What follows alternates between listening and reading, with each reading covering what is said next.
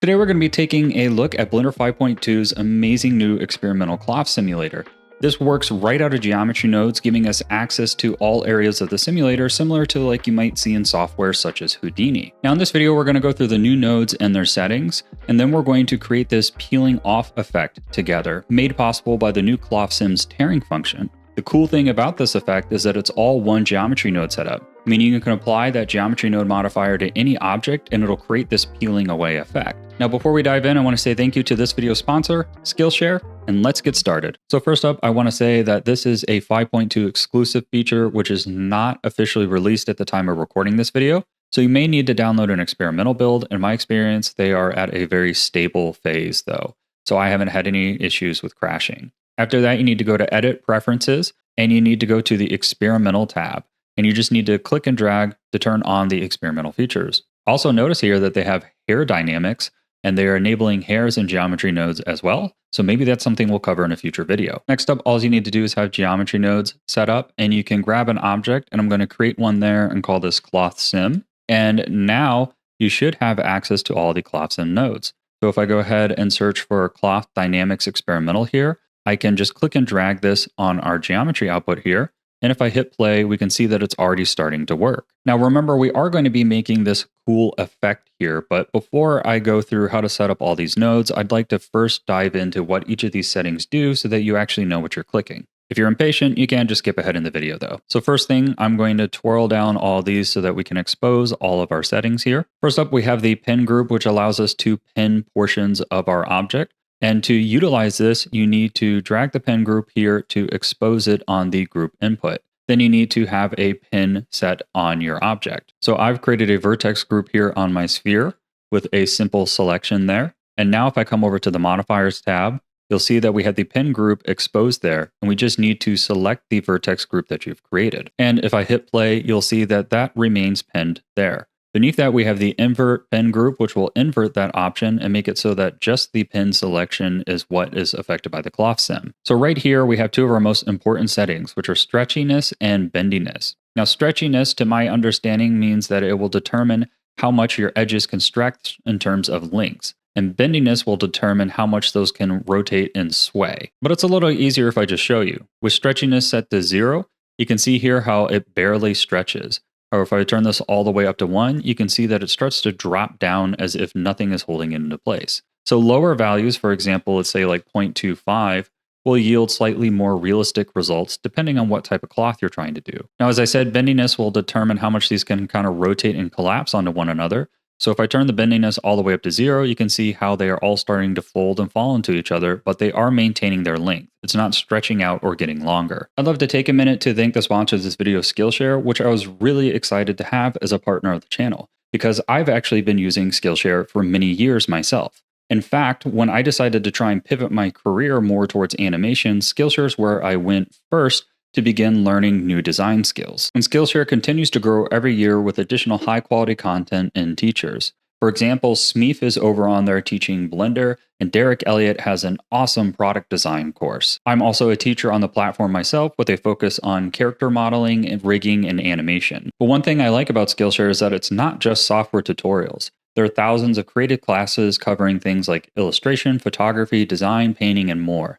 Sometimes the best way to improve your work is not learning a new technical skill, it's learning theory or design practices. These were the type of tutorials that really helped to loosen up my creative process and helped me produce better products. So if you're looking to reconnect with your creativity or pick up a new skill, check out Skillshare. It's a great place to join with other members. The first 500 people to use my link in the description or scan the QR code will receive a 1-month free trial of Skillshare. Let's get back to the tutorial. Now beneath that, we have the solver with substeps and constraint steps. Substeps will determine how many steps between every frame it calculates for the simulation, giving you more accurate results. And constraint steps will help with constraints such as pins, edge length, and more to give you more accurate results there. Now keep in mind, when you tweak these settings, it will greatly increase the time you have to render. So I recommend bumping them up little by little until you get a result that you like. I found that 20 and 5 generally gives me pretty good results while still being able to render quickly. If I set these values to something really low, like 1 and 1, and click play here, and then go back to something like 20 and 5 and restart, you can see the vast difference in the simulation quality. Here we have a simulation to world. There's nothing we can change here, but you can input fields and objects into here to alter how the system views the world space. Auto rest shape is pretty much always going to be left on. It allows you to reference the original object's proportions and shape for the simulation. And then beneath there, we have things like mass, friction, and collision radius. These are pretty self-explanatory, but we'll dive into these more when we look at how to do collisions. Beneath that, we have linear dampening. And what that will do is kind of remove the energy of the simulation quicker. So you can see here how it collapses into itself with quite a bit of movement. If I type this up to something like 50, you can see how it's starting to lose that energy very quickly and give us quite a different result. This is great if you're doing soft body simulations and want to create more of a gooey type character. Gravity allows you to control the gravity here, and by default, it is set to real world gravity. One of the most exciting new features is the ability to tear. So we can just check that on. And if we hit play here, you'll see that nothing tears, and that's because of the threshold being set relatively high. So if I set this to something really low, like 1, and hit play again, we'll see here that it just tears right off. If I was to set this to an in-between value, for example, 1.05, and hit play again, you'll see how it holds its form again. So I've noticed that this threshold's pretty finicky. The numbers you input to change it are going to be pretty small. Up here, you have the options to set tearing zones by groups or Voronoi noise pattern. So if I turn this on here and tear, you can see how instead of just tearing where it pulls off the edges, it actually kind of tries to create a noise pattern across that tear to give you a more realistic tear. Also notice that these have sockets, so you can actually plug in your own noise patterns or make it so that you tear specific edges. Now, I actually saw this used in really cool effect here on Bradley Animation, who used that input there to draw curves and cut the cloth wherever he drew a curve to intersect it. He actually has this demo file for free to download, and you can donate, so I recommend checking that out and throwing a little bit of money his way to support the channel. Now, next up, we have the effector section, which allows us to do things like collisions and forces, which we're going to look at how to use next. Now, there are a couple fields here where you can input things, but in my experience, I've pretty much done everything just plugged into the effector node down here, so that's what we're going to focus on. Now, we have two nodes to interact with the effectors over here. We have the custom force node and the geometry collider node. Now, the cool thing about geometry nodes is you can build anything and turn it into a force or into a collider. So you're no longer limited to the simple options they had before, such as wind. Now, up here, we have the option between a field, which will work off the options we have here, or if you want, you do complex setups and build a closure in Blender and feed all that information into here.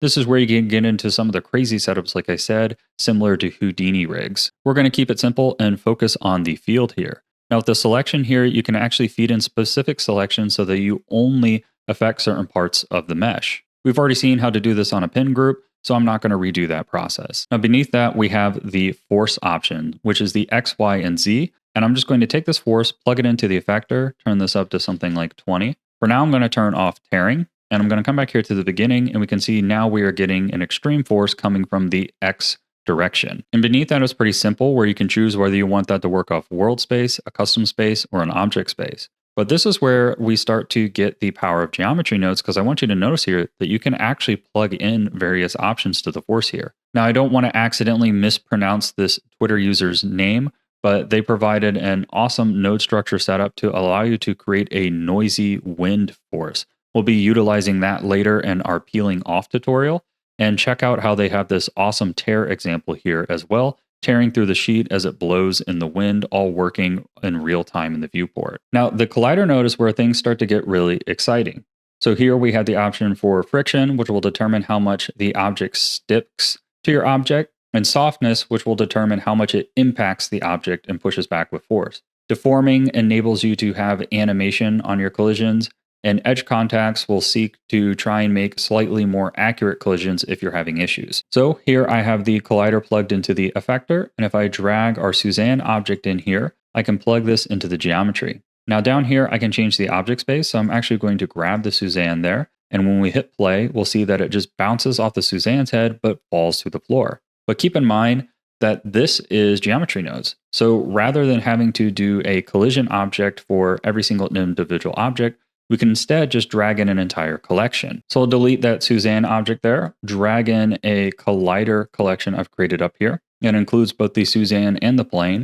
If I plug the instances here into the geometry, and I'm going to remove the custom object space I had here and hit play. You'll see that now it bounces off the Suzanne head and lands on the floor. And we can just keep adding things to this collection. So I will add a cube to this collection, move it over here, hit play on the simulation, and you can see how now that will be included in that as well. So let's break down exactly how I did this. But the cool thing about geometry nodes is just how much flexibility we have. So here, let me switch into wireframe mode. You can see that I've removed all collections, and instead all I've done is plug the object's own object into a transform space, scaled this down a bit to make a smaller version of itself, and plugged it into the collider. And now you can see how it's colliding with the own version of itself inside. But that's enough boring settings and basics. You probably want to learn how to create this cool tearing effect animation, which you can apply to any object. These files will be on my Patreon if you just want to skip and download them. So let's break down how I made this node setup. First of all, I want to show that all I have in my scene is an object. Now you're going to want some simple density here, but you don't want it to be too dense or to lag out your computer. So here we can see that I have about 50,000 faces, and I found that that gave me a pretty decent result. And after you have your object, you're going to want to add a geometry node here, and then a subdivision after. Now I recommend turning off this subdivision while you're working, or it will lag your scene. So let's get started on this. First, you're going to take the geometry node output, and we're going to plug it into a shrink setup here. So when you scale your object, it just scales the object in and out as a whole. But what I want to do is scale along the normal. So you can see what that looks like here. And the reason I want to do that is because we're actually going to duplicate the object on top of itself and use itself as a fabric and a collision object. The setup's pretty simple. Grab a set position node and drag your group input for your object here into the geometry. Now what we're going to do is use the normals of our object in a vector scale. Plug that into the top slot here and plug that into the offset. And now we can scale along our normals to shrink our object in and outwards. Now here you're going to need to set a very small value. And there's a couple values along this node setup that I noticed I needed to adjust more to ensure that the effect worked. This is one of those values. So if you find that your collider is not working, maybe come in here and try and shrink this value or raise it a bit. I will say that it needs to be very small values. You can see here for mine, I've decided to go with 0.027. Now after that set position, we are going to create an outer material here. And this outer material is going to be the material that appears on the outside and tears away. So I just plugged the geometry from the set position into a set material and chose my material object here. Now after that, we need to do a shrink simulation. And the way this works is that we are essentially duplicating the object, putting one outside itself slightly larger, and we're going to shrink it down and then throw a force at it. And what it's going to do is cause it to tear when it has no more room to collide with the object. So what's happening in these first few frames is we're actually shrinking our object down. If I show just the simulation, you can see what that looks like here, how it just shrinks down just ever so slightly. Again, this is a really simple setup. So you're just going to add a simulation zone here. And the only thing we need in between is a transform geometry. I'm going to set mine to a really small value like 0.9995 or something like that. And then what we're going to do is make it only animate a couple frames. So if I take a Boolean up here and plug it into the skip, I can check this on and off and press the I key to add an animated keyframe. So I have a keyframe set here at 0 to let it run. And then here I check it on around frame 12 to turn it off. And then that way it's not shrinking indefinitely. Otherwise, when it blew away, it would just keep shrinking in the air and look kind of silly. So at this point, what we've created is the outer shell and told it to shrink. And now we need to create the object underneath that it's going to collide in, which is itself. So for it to collide in itself, they can't be in the same exact space. So if you remember in the beginning, we actually came and added the scale value and made the outer shell slightly larger. That's so that it would appear above the surface, and then we can peel it off the object underneath. So let's create that object underneath. All we need to do is grab the group output here. We're going to drag this down into a geometry collider. Now, this is another one of those really important settings here. On the collider, adjusting the friction can determine whether your effect will work or not. I noticed that depending on the object I used or the size of the scale, I had to adjust the friction here in order to get it to actually peel off correctly. You're also going to want to check on this deforming option. Since we are scaling the animation up here, this deforming option will make sure that it works. Then after that, scroll down to the object space here and select whatever object you have this effect applied on. So in my case, that's the skull low poly. Now we need to plug this all into a cloth sim. So we're going to do that right after our shrink simulation. So add a cloth sim here and plug the shrink simulation result into the geometry. And this is going to take the outer shell that we've created and turn it into a cloth. Now, I don't need to pin anything, and I can do really low values for the stretchiness and bendiness. I found things from 0.5 to about 0.15 worked best. Now, I kept my simulation low at 10 and 1 constraint steps, but if you find that things aren't working, try bumping it up to something like 20 and 5. Now, you can leave all these settings if you like, but I'm going to tell you what I did. I went ahead and set my mass to 0.25 just to make it not quite such a heavy cloth, and then I turned my friction up to 1.5. I also bumped my collision radius up a tiny bit, and that just prevented it from colliding into itself and didn't make sure that any of the skull popped through before it should. Now, this next section is optional here, but for gravity, I actually set my Z to 0 and turned my X on to just 1 meter per second. And that's because I wanted to create this kind of cool sidewise slow motion effect. If you want it just to fall off normally, you can just use normal gravity here. Now, next up are the tearing. So you're going to want to check tearing on, and I set mine to Veroni. And what that does is draw this nice kind of noise pattern across the whole cloth to let it tear. Now, I found the default 1.2 to not work, so I set mine to 1.05. This is another one of those values you're going to have to experiment with on your own animation to get the result that you want. Then I also adjusted the scale. Since I had a slightly larger object, I set my scale pretty big at 50. So I also added a wind force using that Twitter setup that I showed earlier. So you can see here without the wind force that the gravity's pulling it off, but it's not really getting a good noise or turbulent effect, which is what I want. So with this little setup here, I can just plug this into a combine bundle with our geometry collider, plug this into the effector of our cloth sim, and we'll end up getting the result we saw at the beginning of the video. I'm going to zoom in here so you can see how the wind force is working. It's a custom force here set to field and left at world space. And then what is happening is we're taking a scene time set to seconds, multiplying it so that we can adjust the speed. Here I have it set to 5, plugging this into the vector of a noise texture. And what this is doing is basically adding noise to the force. You can use whatever settings you have here or copy the ones that I have. After that, we're using a map range node to kind of constrain those down to the area that we want. And then a vector rotate node to basically spin that noise around in space. Again, you can copy all the settings I have here. Now, one thing I'll note is that I decided to do mine on the x-axis, and you'll also see here that I animated it. So it starts pretty high there and then goes down low. So I started at 5 and went all the way down to 1.5 because I didn't want it to blow it off the screen too quickly. So after that, we need to make sure that the skull underneath is visible. So we're going to drag off one more geometry node here. We're also going to set the material here. So here you can set your inner material. We're going to drag this all the way after the cloth sim and plug it into a join geometry. So what we have here is our outer shell moving into the cloth sim.